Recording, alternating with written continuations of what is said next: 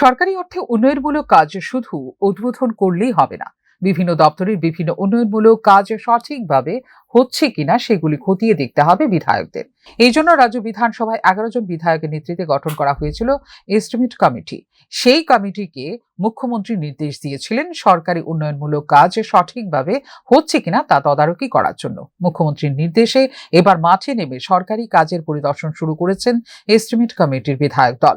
কমিটির চেয়ারম্যান তথা কমলাসাগর বিধানসভার বিধায়ক অন্তরা সরকার দেবের নেতৃত্বে 8 জন বিধায়ক শনিবার কমলাসাগর বিধানসভা কেন্দ্রে বিভিন্ন এলাকা পরিদর্শনে যান। বিধায়ক প্রতিনিধি দলটি চাম্পামুড়া এলাকা সহ শেকেরকোট এবং ফুলতলি এলাকায় সরকারি বিভিন্ন অসমাপ্ত কাজগুলো পরিদর্শন করেন।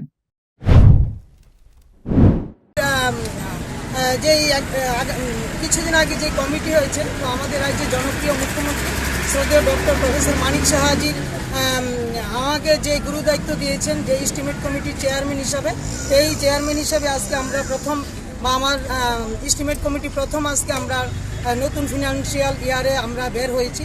তো আজকে আমরা সিনাই নদীর প্রাঙ্গণে তীরে আছি। তো শেকেরকোট গ্রাম পঞ্চায়েতের যে হাফ ডান NSDSL কভার ড্রেন করেননি, ড্রেন অর্ধেক করেছিলেন।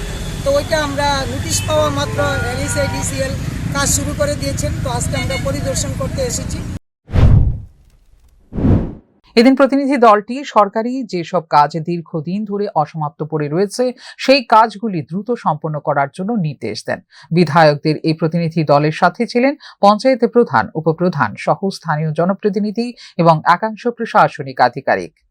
Bureau report, news now.